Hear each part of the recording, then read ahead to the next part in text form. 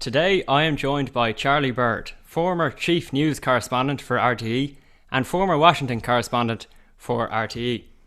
Charlie has made a recent return to the public eye and I'm very glad to be joined by him today. So Charlie, thanks a million for talking to me this afternoon. Love, great. I want you to talk to me a bit about Obama because you have a picture of him there behind you and so much has changed obviously since you were there in the thick of American politics. So what was all that like for you, specifically relating to him and that all that went on there? Well, first of all, when I got the job as Washington correspondent, it coincided with Barack Obama's inauguration and his entry into the White House. But the most remarkable part of it for me was I helped cover the election, his first election when he was elected president. And one of the probably the standout moment and one of the big standout moments of my career was that I was in Grant Park in Chicago on the night that he delivered his acceptance speech. Okay. And believe it or not, when John McCain conceded defeat on that night, when John McCain did not hang around for an hour, for a day, or for 2 weeks, when John McCain did something which was absolutely the correct thing to do, and which most candidates or presidential candidates have done in the past, they have conceded defeat. And I was there in Grant Park when Barack Obama, and it was crowded. Grant Park was crowded. It was I don't know what Irish time, what times, but it was about 10 or 12 o'clock at night. And there were tens of thousands of people there. And to see Barack Obama walk out onto the stage with Michelle and the two kids was just, and to hear him speak, deliver his acceptance speech was just absolutely remarkable. And, the thing we've always heard from Barack Obama, it wasn't it wasn't blue states or red states. It was the United States of America. He was just such a powerful, and still is, a powerful orator and an incredible person. So the truth is, I am a big Barack Obama fan. And you travelled obviously around the country a little bit. I saw in a documentary that you made, he wasn't popular all over, No, which is something not. that isn't obviously apparent if you're only looking at Washington, isn't it? Yes, absolutely not. Well, we know, anybody who knows anything about the United States, it's a divided country. But most places are divided. You go to Britain, there's a Tory side of it, there's a Labour side of it. You come to Ireland, yes, we're divided as well. So all countries, that's part of a healthy democracy. It's a part of a healthy democracy. But the most important thing in a healthy democracy is when you lose, you put up your hand and you say, I lost. And that's what's really important. And that's what's happening at the moment. A healthy democracy in the United States, for me, and Fergus, I'm going to tell you something. You may think I'm mad, but last night I woke up at 2:30 a.m. and I couldn't sleep. And do you know why I couldn't sleep? Because I was worrying about what's going to happen in the United States. Genuinely, I'm worried what's happening there. That if he ends up in a situation where Donald Trump will not concede defeat, is he going to engineer what could turn out to be a bloodless political coup? Now, people are saying, no, I've watched Meet the Press today, another Jake Tapper, and everybody says it's not going to happen. But I'm at home in Ireland at 2:00 in the morning, waking up, twisting around to my bed saying, because that's how interested I am. I consider America an amazing country. And I know it's divided, and I accept it's divided. I went into rural Pennsylvania and you met people, and it's when you're trying to describe it to people in Ireland, you walk around and you see people carrying guns and they're all over the place. Say, Jesus Christ, what's going on? Because we know in Ireland you don't see that, and people carrying guns, it has a throwback to the peace process and to the IRA and all of those things. And sometimes you have to scratch your head to get this around. And when I was there, this open carry issue. It was bubbling up at the time, and just outside Washington, I mean, hundreds of people turned up on a green there, protesting, carrying guns, to say they were demanding open carry in Washington. And to see with all sorts of guns, machine guns, everything. No, it's certainly foreign to an Irish eye for sure. Yeah.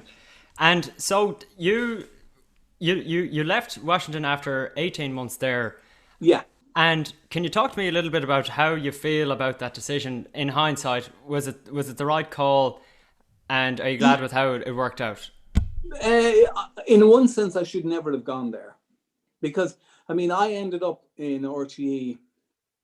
I've spent 38 years of my life. Well, I'm finished now, gone 6 or 7 years, but I spent 38 years of my life working for RTE.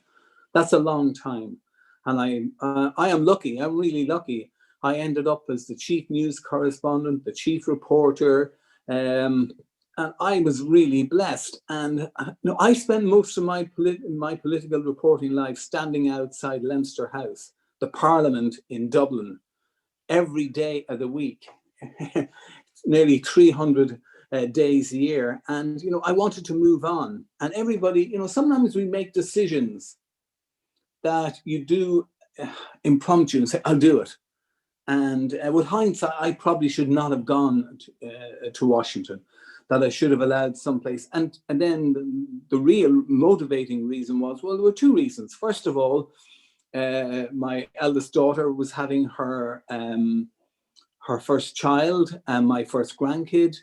And I just wanted to come home. And also, I was in a relationship and with somebody who worked in RTE, and she was traveling backwards and forwards from Dublin to Washington. And I just, at that stage, and at the time in my life, I said, no. I said, I want to go back. And I know it caused a bit of a feck up for RTE. I'm being blunt. I accept that.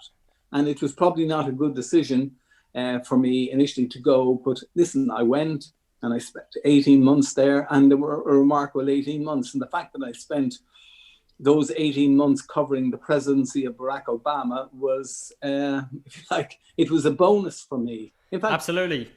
I know you first, certainly... Can I say one other thing? I was so captured by what happened.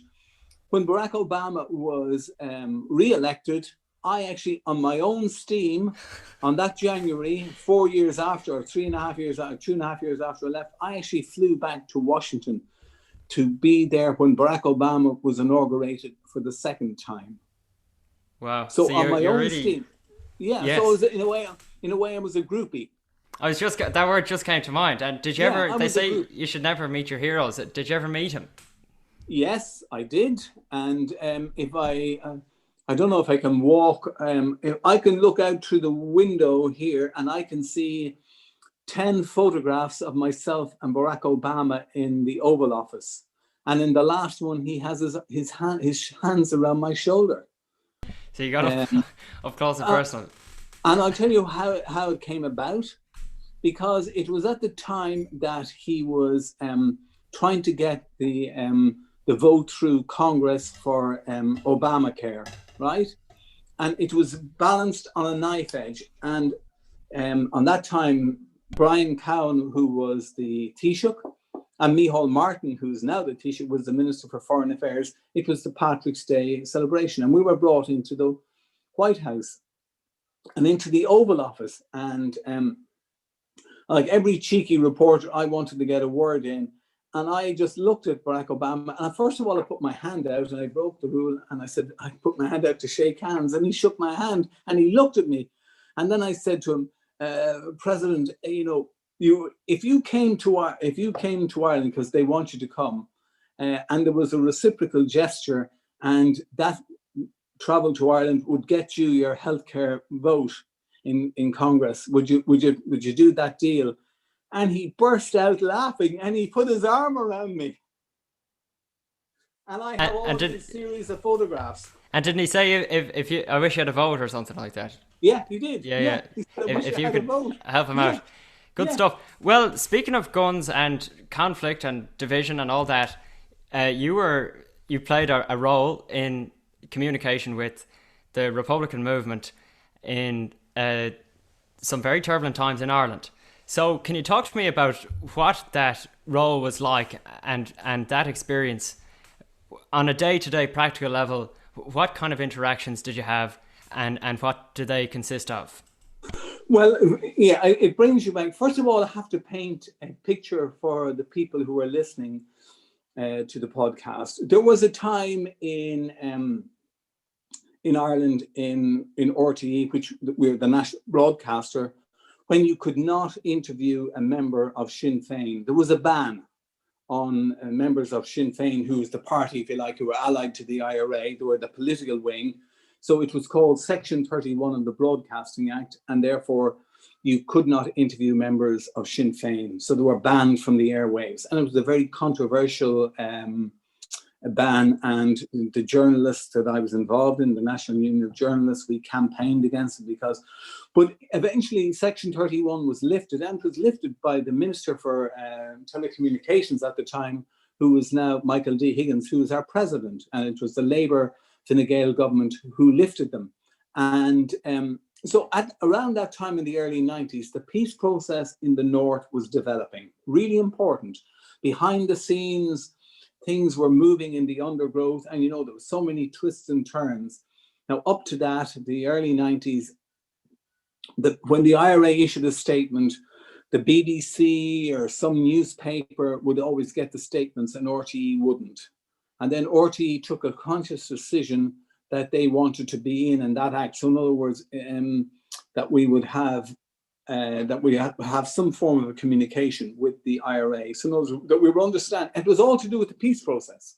That's really important. This wasn't we were trying to understand what was going on in the peace process. So it wasn't covering this many people died today. It was no, focusing on the constructive. Yeah, absolutely. And that was part of it. Now, obviously, sometimes something happened and you cover that as well.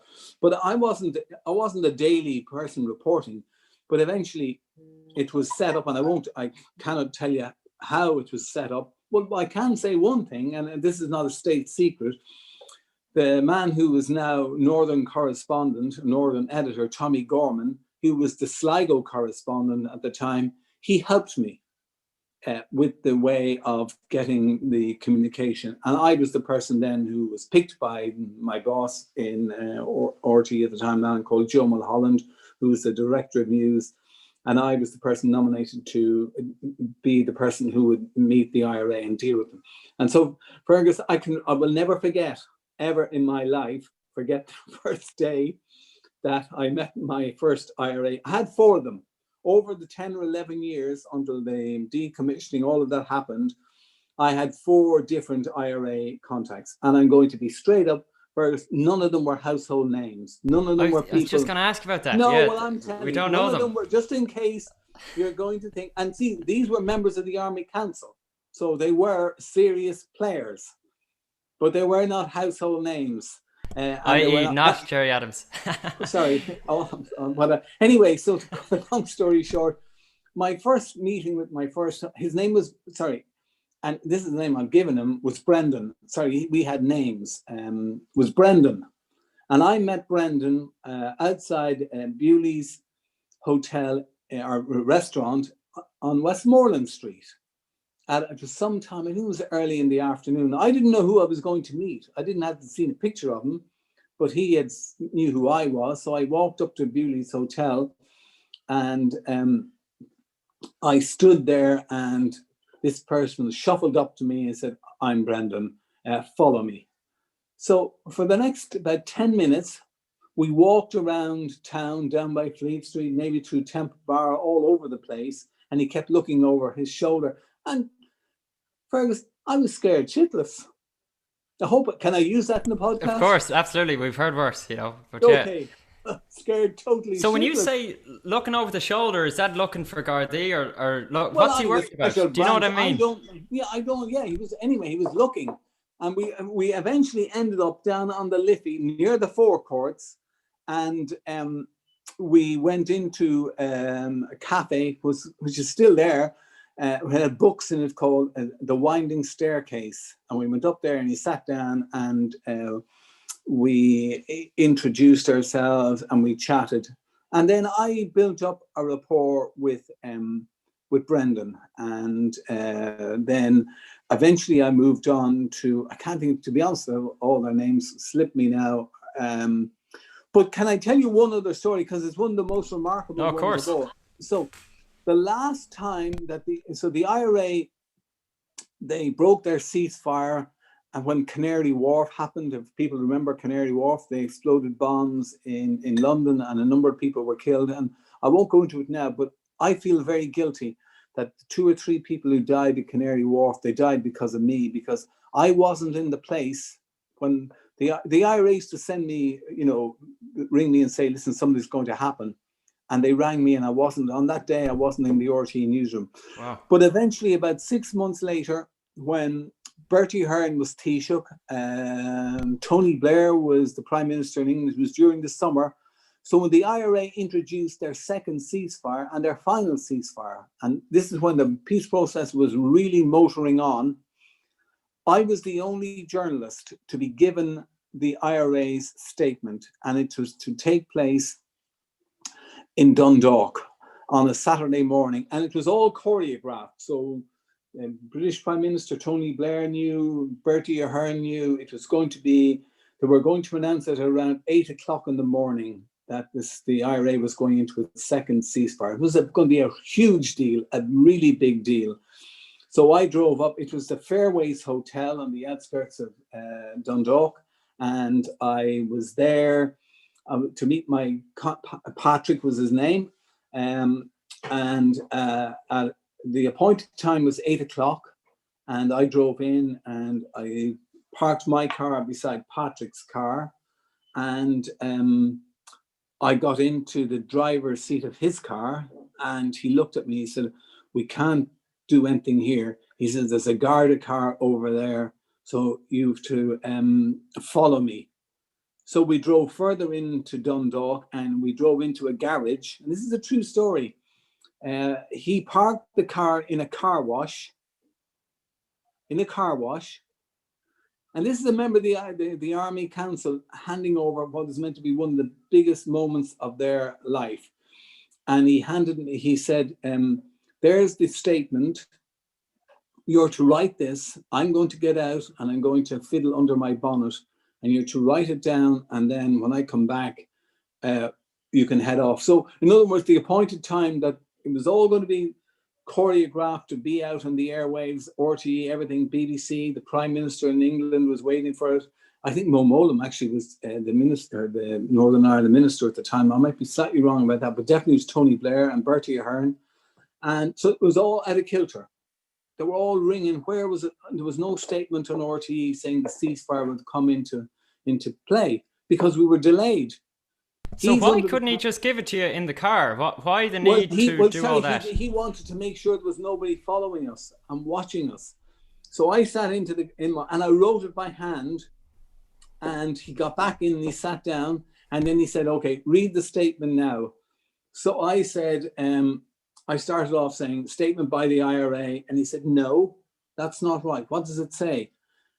Well, I said, it says Olina Heron. That's what you're to say. He wouldn't accept IRA. It was bizarre. Wow.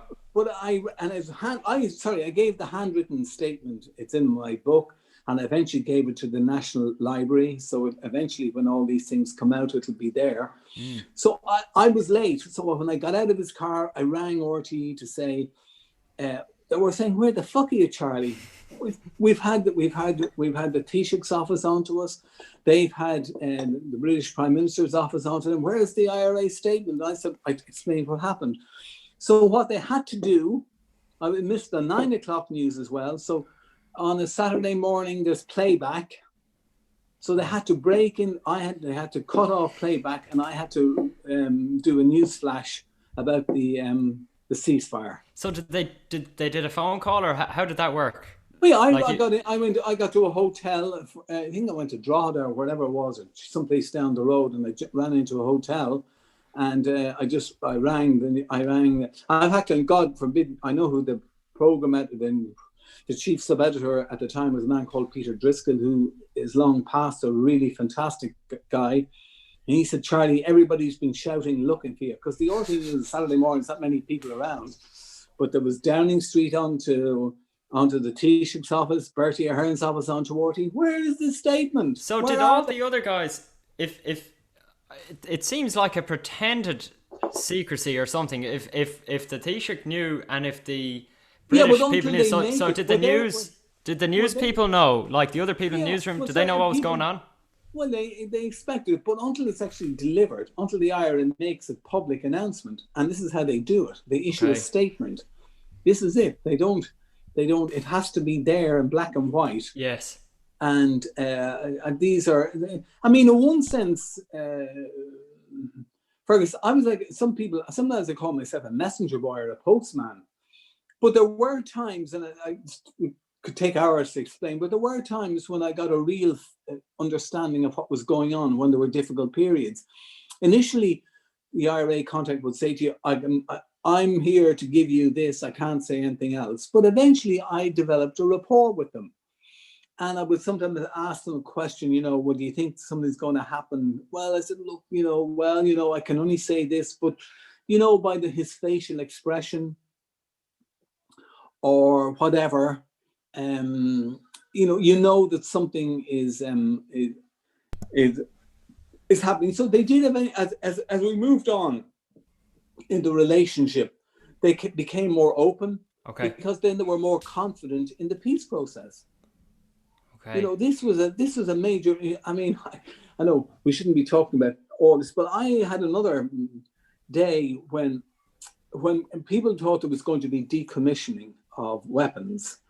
And I was asked by my bosses to see if the IRA would let us film decommissioning. Now, I was I was mad in the head. Don't worry about the language. Yeah, you're fine. So I was mad in the head, but I contacted I had a conduit in Dublin I couldn't ring the IRA. It wasn't a question, but I had a conduit in Dublin who I could ring and say, listen, can you put me in contact with my IRA contact?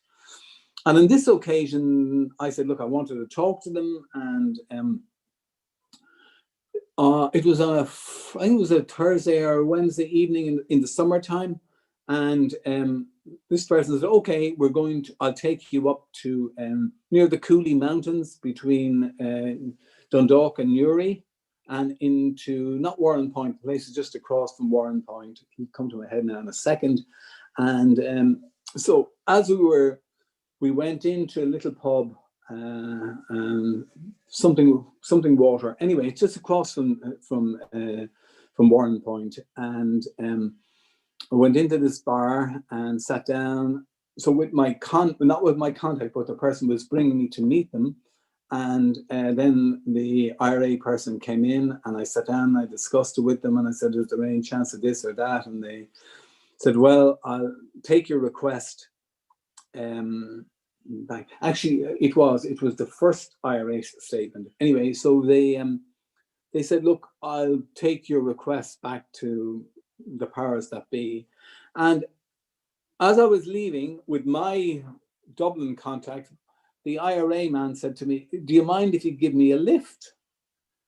Now, you may not know, Fergus, where the Cooley Mountains are. The British are on one side of it, the special branch. It's one of the scariest places in Ireland. It's like at that time when the IRA were at war with people. And I said, yeah, okay. This is a summer's evening. And so he got into the back of the car and we drove back over the mountains, and we were halfway over the mountains near a place called, you're going to love this, it's called the Long Woman's Grave. Wow. You can Google it and see about it. It's one of the most famous places in the Cooley Mountains. It goes back to the 16 or 1400s, I don't know, so far back in the mythology of Ireland, but the Long Woman's Grave. Anyway, we were driving back over these twisty roads on this summer's evening with a senior member of the IRA in the back, and all I will say, another most interesting person sitting beside me in the front. And eventually Brendan said, stop. And he said, leave me out here. And he got out and he walked down the road, and the person who was sitting beside me turned around and said, would you hold on a moment? And this person walked out, I got out of my car as well, and walked back after the other person. And I watched the two of them embrace one another. And it was the most amazing thing I've ever seen in my life. They had their arms around one another.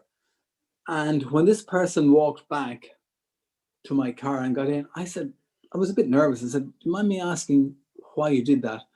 And this person looked at me and said, Charlie, what we're about to do in the next couple of days is going to be momentous in the peace process. So this it was spine tingling. It was actually their first IRA ceasefire. That's what it was. It wasn't decommissioning. It was just. So did they get back in the car? Only my contact from Dublin. The Okay. other army councilman went off into the blue yonder, over a wall into the mountains someplace. Good God! Wow, that's so. I'm trying to get a sense of the role that. By the way, had. I was in Kenny. Sorry, Fergus. I was in Kenny Bunkport on my holidays. On one occasion, it's like driving down the main street and my phone rang, and the IRA were ringing me to give me a statement. So what then? I had to park the car and work. and then phone Dublin with it.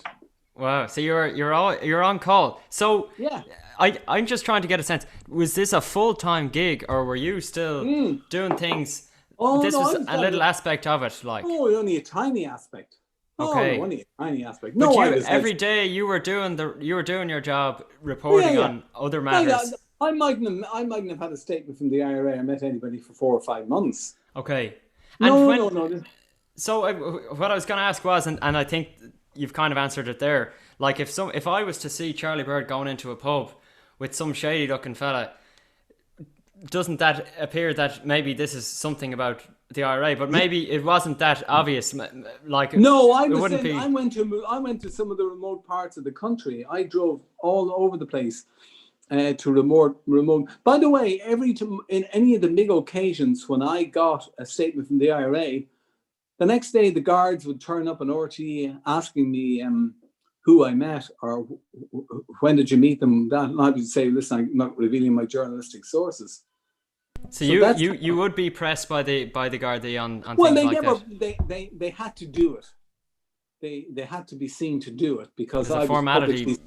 Yeah, because I was saying I met the IRA yesterday, so an illegal organization. But in a way, to be honest, even the guards knew this is all part of the playing out of the peace process.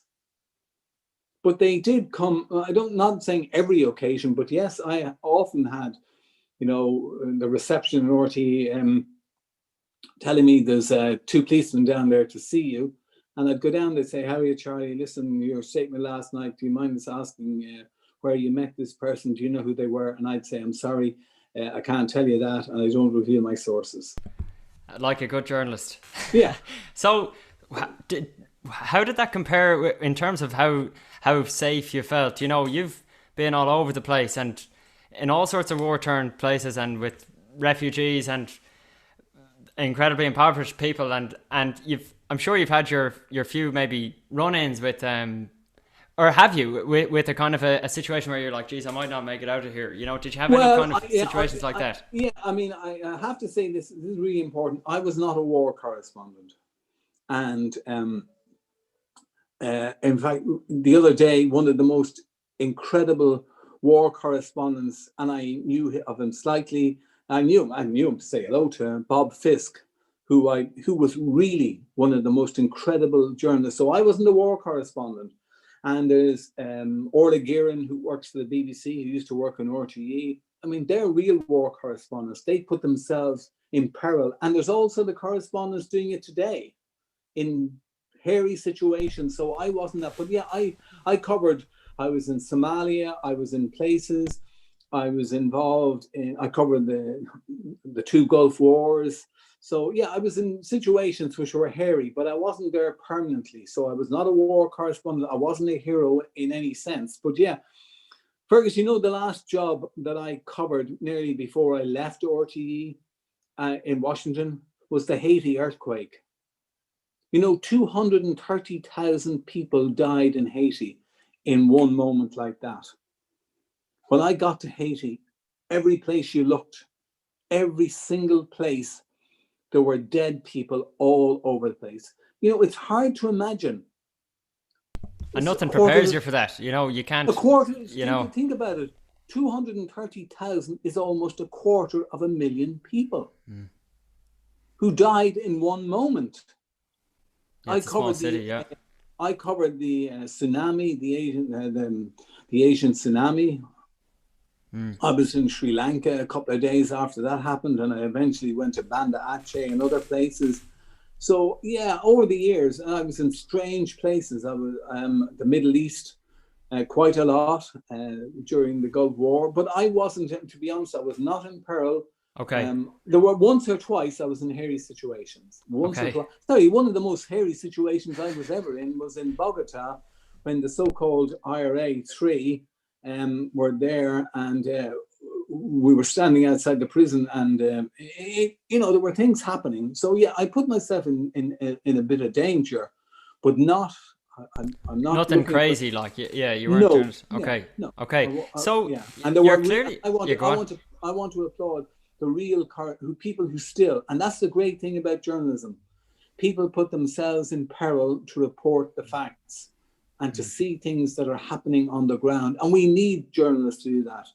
We need courageous journalists, and journalists have lost their lives and are still losing their lives, who are prepared to risk reporting the facts. And that's what's important, that we have people who are prepared to do that, and news organizations who are also prepared to risk and to put their people out in the field and try to protect them.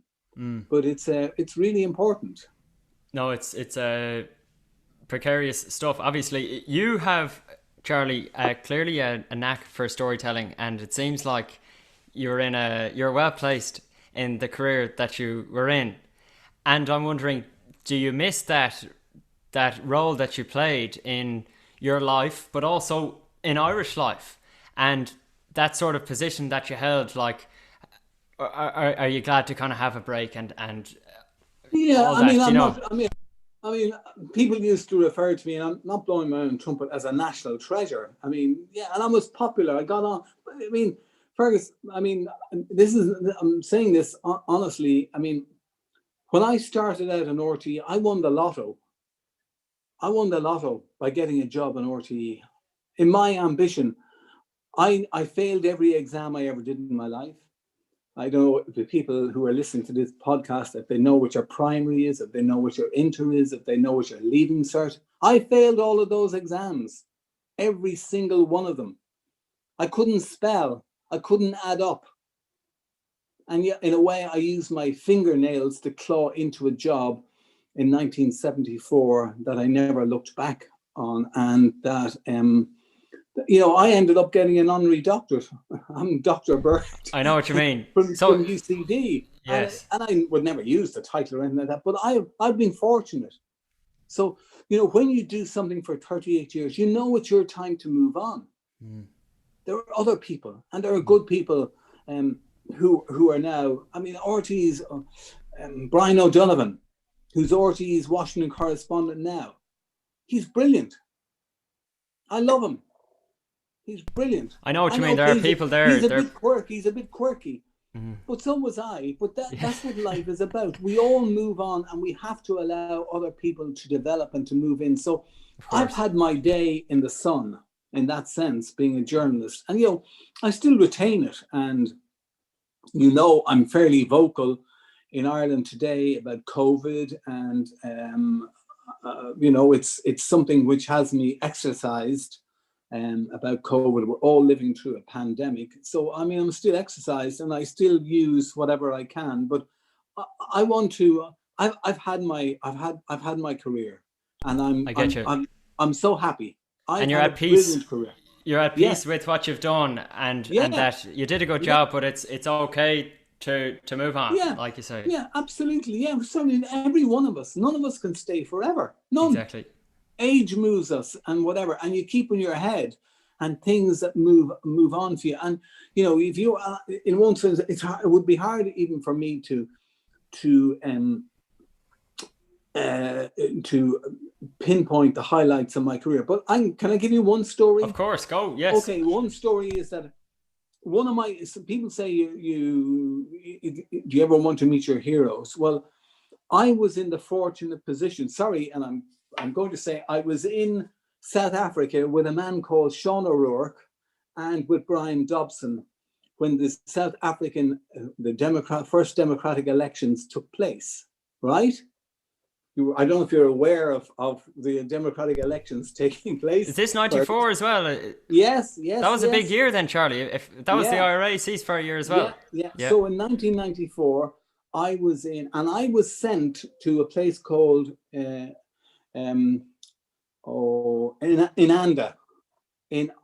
out near Durban, in KwaZulu-Natal, to watch Nelson Mandela cast his vote. He was casting his vote, and the world's media was there. It was at 6 o'clock in the morning, high up in the mountains, in this most remote part of South Africa.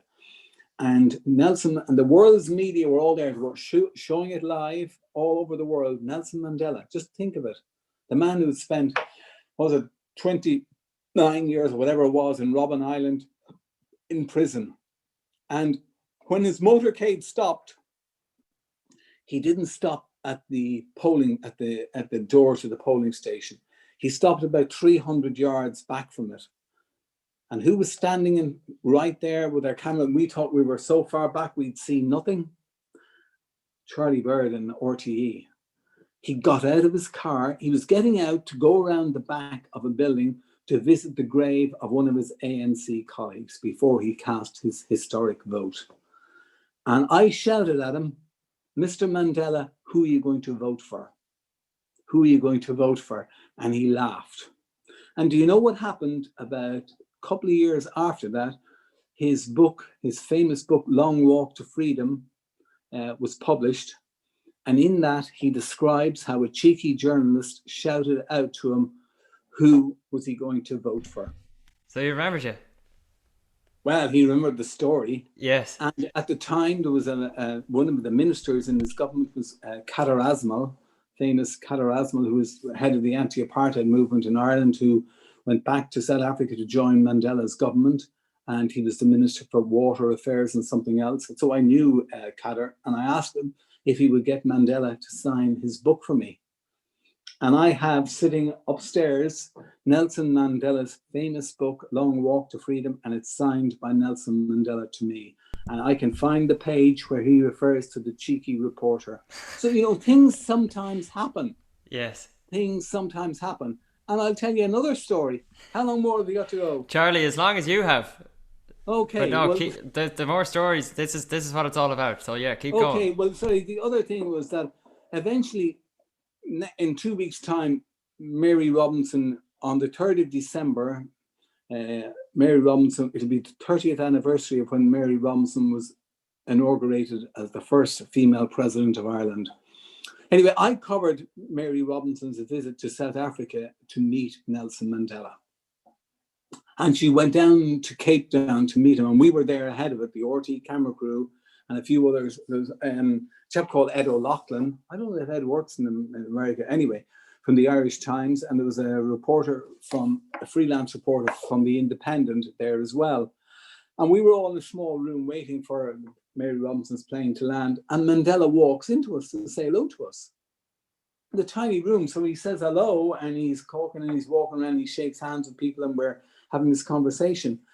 And he looks at, I can't think of her name now, I should, I'm slightly embarrassed, but at the female reporter, and he says, with a twinkle in his eye, he says, "Are you married?" And she said, "No," she's a young girl. No, I'm not. Anyway, a couple of hours later, I was on doing a news broadcast into the news at 1:30, and I'm nearly certain the anchor for it was a man called Sean O'Rourke. And I tell the story about how Nelson Mandela Oh, he said, sorry, what he said to her was, "Oh my God, if I wasn't married, I'd marry you." And wasn't he And married a few times? So maybe yeah, he well, would have. Yeah. I said on the airwaves, I said, "Oh, Mandela proposed to the Irish reporter." It went all over the world. It went all over Wow. the world. That funny story. Yes. But these are the things that you just, these are sometimes the things that stick in you, who are amazing. So you were the fly on the wall, in a number of rooms when they say, Yeah. "Oh, to be that," and you really seem to have got a kick out of that, which is lovely. That you see someone so, content But in people their always in all ask that, me who are the people that impressed you so most when they came into a room. Well, I can tell you, when Nelson Mandela walked into the room, you knew you were in the presence of greatness. And there's few. I mean, the other person for me would be Barack Obama, but they're the two who stand out for me on the international stage. Now, in Ireland, there was a few people, but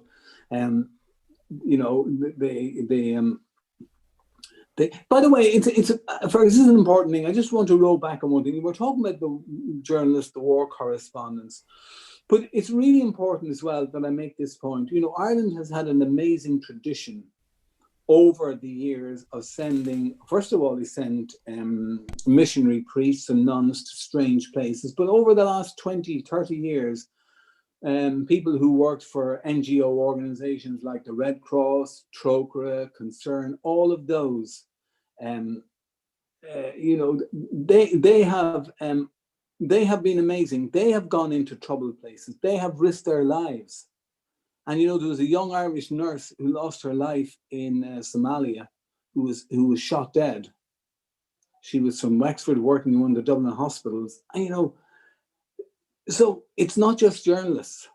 And in Ireland, we've had a great tradition, an amazing tradition of sending people to all parts of the world to help out, to help the needy, and to make sure that they are looked after. And we are really special in that area. When I mean special, I mean in this powerful sense. Yes, we are really good. So it's not just war correspondents, it's the NGOs who go there. Getting the hands dirty. Yeah, and they do it. And other countries do it. They do it in America as well. They send people abroad to do things. And most countries do it. And that is what is absolutely fantastic about, in a way, when all the grubbiness of what's happening in America is going on now, there is the good side to life. That people do things and they help one another, and we still make sure we try and find out what's happening in Gaza. I've been to Gaza a number of times, and it's the scariest place in my life. I was scared shitless going into Gaza. It just, so Ireland's had a great tradition as a country of doing things like that. Just for the if anyone's curious on the Trump thing, I would like to point out, and now this, I'm not saying this is gospel by any stretch, but there is a bizarre disconnect between the narratives on the Trump thing, which has been most clearly shown post-election, I think, where one side is claiming, obviously, victory and that's that, and then it's like, oh, without evidence they're claiming this and that. I would encourage people to have a look and listen to Sidney Powell's interview with Newsmax yesterday. Could be a load of baloney, but it would be worth listening to, and you won't hear it on RT or BBC and all that. I saw a bit of the Newsmax interview today. Yeah, what did you make of it, Charlie? Actually, I'm glad you saw that now. Shit. You think it's horse? A lot of crap. I do. Absolutely. Yeah. Well, I suppose we'll find out in due course. Yeah, well, I do. I mean, absolutely. I mean, this is what was it? The man who runs it now, he did something 7 years ago or 10 years ago about somebody being killed, and when he wasn't. Listen, Fergus. Anyway, look, everybody. I understand that the process has to work itself out. But you do it in an honourable way. You do things in an honourable way. You just don't try and say that was it Hugo Chavez or somebody else that they tried 8 years ago to get them to tell somebody to dicky up the machines for the election 7 years hence. I mean, that's all. Come on, that's just. There are serious questions, I think, and look, it's not, in a certain sense, it's not our problem, you know.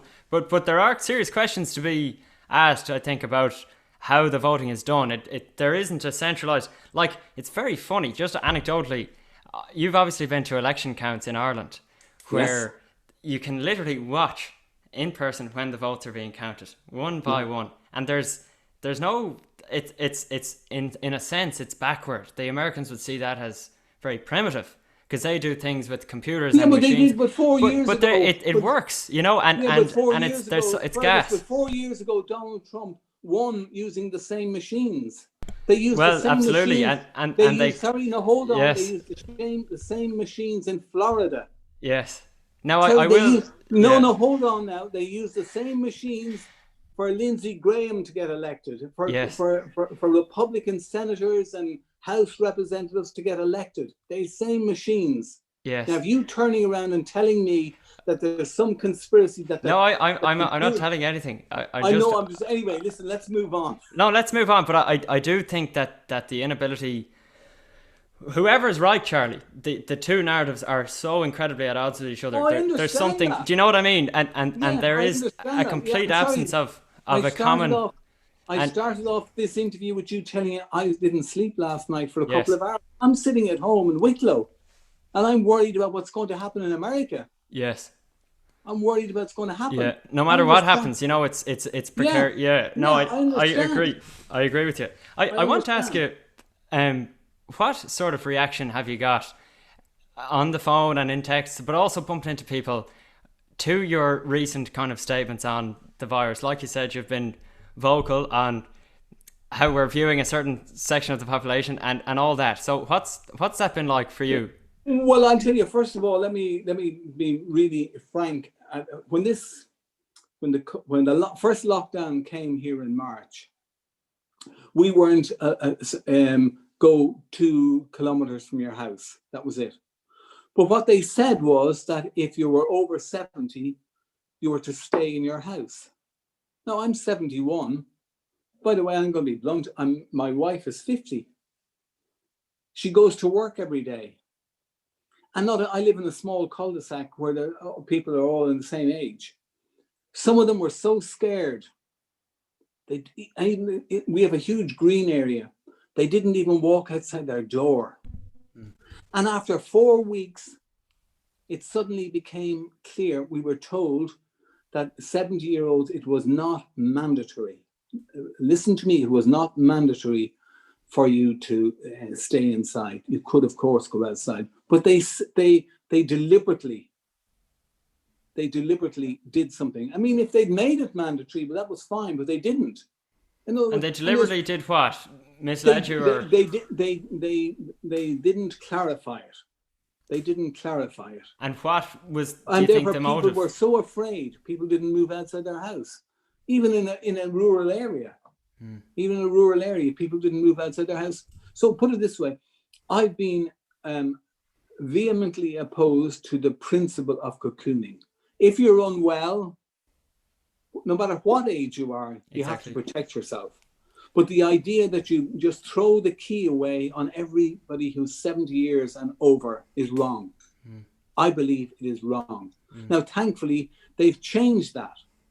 At one stage, Fergus, you think what I'm going to say next, you think that I'm making this, so I'm not. A senior government official, when they eventually allowed people to walk out to go a couple of kilometers, this senior government person, and I quote, said, people who are 70 and over shouldn't stop and talk to anybody. Don't stop and talk to anybody. You can be 8 meters across from one side of the road to the other, and they were actually saying, don't talk. Don't say hello. I mean, there were things done that were crazy. Now, I understand we're in the height of a pandemic, and I believe in wearing my mask. I have one here. I wash my hands. I do all things. So I'm not anti-mask. I get you. I'm pro. I'll take the injection when it comes. I'm not. But what I want is people to be sensible. that we have to try and bring people along. And Fergus, at the moment in Ireland, and I'm watching what the situation. Ireland is a divided country. Divided. It's like a civil war. Anybody who raises any question, questioning the NEFA, the organisation who gives the advice to the government, they're basically considered loopers, because everybody is so frightened. From morning, noon, and night, on all the broadcasting organisations, non-stop. We're being scared to death. Scared to death. Now, we have to be worried. I'm absolutely sorry. I don't believe we have to be worried. But we also have to. We have to have people's mental health. Exactly. Young people. You can't demonize young people all the time. In fact, there was a suggestion a couple of months ago. I don't know where you were at the time when the students went back in Galway and they were seen around the Spanish Arch having a couple of beers. One senior politician said the army or the police should be brought out with water cannon. Yeah. No, come on. No, I know, no, that's mad stuff. What would have been better is that if they'd taken over one of the big football pitches in Galway and put chairs and tables out and said, go in there for 2 hours, you sit apart and have your couple of beers and then go home. Do it the other way around. Maybe try and bring them and work with people. Bring people in. Don't demonize young people, and don't demonize 70-year-olds. Don't demonize anybody. That's all I'm saying. When you say the country in Ireland is divided, do you mean that there's what do you mean? Like, is there I'll tell you, an underbelly? You know, what's that like? No, sorry, we shout at everybody. There's a big issue going on at the moment because there was a going away due in RTE the other day. I don't know how many people who's going to be listening to this, and you know, Brian Dobson, Miriam O'Callaghan, David McCullough, and Eileen Dunn, they all had to apologise. Now, sure, they made a mistake. Have you ever made a mistake in your life? I know, Charlie, yeah, I know. I have. Yes. I have. Yeah. We all make mistakes. And we have to be able to forgive and to extend the hand of friendship and something, say, okay, listen, you made a mistake. Okay, I understand that. RTE has to be, well, I don't believe they have to be held to higher standards than anybody else. Everybody has to be, yeah, I understand. But what we don't need to do is to have a rabble. Once somebody does something, oh, take them out. The Twitter storm. What? The Twitter storm. Yeah. Yeah. It's frightening. It's scary. But it's not only in Twitter. Yeah, and the thing is, Charlie, you could be next. You know, it could happen to anyone. Sure, of course. And somebody will probably be listening to me now. And whenever it is in an hour's time, I'll be looking up this and they'll say something else. I've had this all my life because as a journalist, I've been controversial. I've done this and I've been a bit outspoken. And the other thing is, I used to get given out because they used to joke about, oh, Charlie Bird shouts out loud. He's anyway, I understand. So that must be, this is a new thing then that clearly didn't exist in 1970, whatever, 74 you said, when you started. That is definitely a shift in the way we communicate, isn't Jesus, it? I would hate to be in a way a reporter now, because if you do anything, you're setting, you could be, I mean, I know, I spoke to a reporter yesterday who told me that she went off Twitter. She did something and she was trolling, whatever it was, and she said she was upset. She cried for 3 days. 3 days, because she said something that some people didn't like, you know. And I mean, Fergus, we must have humanity. We must have, and I understand, and I'm going back to the COVID, I understand it's difficult for the politicians, and I'm not throwing everything at NEPID or, if you want it, Fauci in the United States. All these people, they do, and I accept that. But journalism must still question. We report the facts, but when we're doing other things, we must continue to question. And the stronger you question somebody, the better their response is and the clearer it becomes. It's not just propaganda. And you have to be able to do that. Yeah, and sometimes if the question is too good for a good answer, then it requires, further scrutiny. But if the question isn't asked, we don't take a second look, for sure. Well, Charlie, you're clearly full of life, and I really enjoyed this an awful lot. You have a great warmth and enthusiasm and vigor, which even though we are 4,000 miles away, it still spreads, through Fergus, I'm worried about you. Through the ether. I'm worried about you and your, what was the name of that news organization? Well, see, it's funny you ask. No, I can handle that, Charlie, but I'm slagging you. There's talk, and this was one of the comments on one of my videos a couple of weeks ago, that some people say even Fox have gone, obviously you'd be aware that they are typically more conservative, and CNN and the like, but there are some who say that Fox have kind of betrayed their roots, and the only resistance, I mean, again, this is so dangerous to even go there because it's so fringe, but the whole Trump thing, Newsmax are covering that in a way that no one else is. And look, I'm not pinning my colours to the mast at all, but I do think that there's more to the story, and that we should just monitor that, and again take Sidney Powell with a pinch of salt, and disregard her, and you clearly were willing to watch her, but most people don't even know that there is this ongoing process taking place, and I just think it's worth pointing out. That's all. But again, can I say one thing to you? Of course, yeah. I mean, Donald Trump used to, Donald Trump, I mean, I want to be careful how I phrase this, but he, grabbing the crotch of a woman, he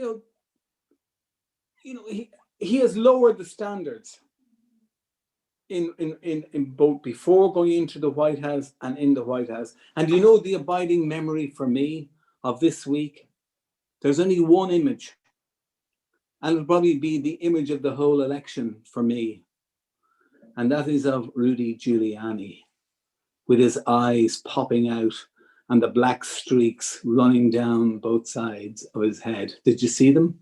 No. What are you referring to? Have you not seen the photograph of Rudy Giuliani? No, I actually don't know what you're talking about. Sorry. But Fergus, what was that? Fergus. Rudy, God, I'm telling you, I don't know where you've been. Under a rock, Charlie. Yeah. He gave a 1.5 hour press conference. No, I saw that, but what's the black streaks?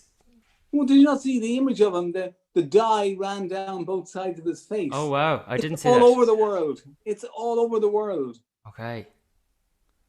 Now it's more. But sorry, I'm missing the point, Charlie. What's the point with the black? Okay. It's the image of him. Okay. No, he spent an hour and a half. I actually saw bits of that, the press conference. I know what you're talking about. Go on, yeah. Yeah, he spent an hour and 40, whatever it was. But just any of that one image of him, it's an abiding image. Yes. My thing that I woke up this morning and I was really upset. I'm finishing this talk to you now, okay? No, go on, yeah.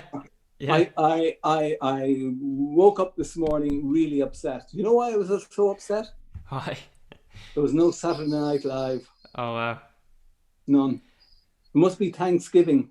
That's and the other thing is, the only thing is, and the other thing is that I've become a big fan, Fergus, of the Lincoln Project. Okay.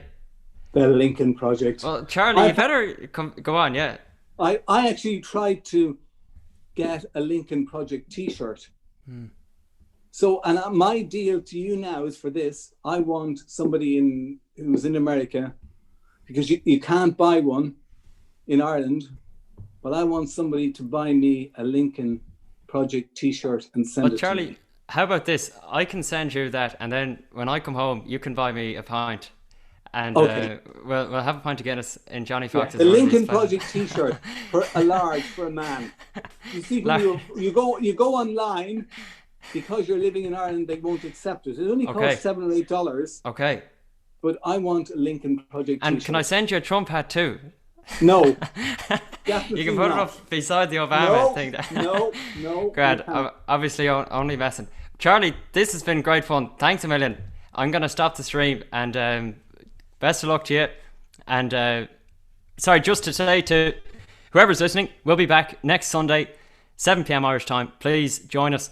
I have a couple of people that could be talking to me, and I'm very excited about that. I'm not exactly sure.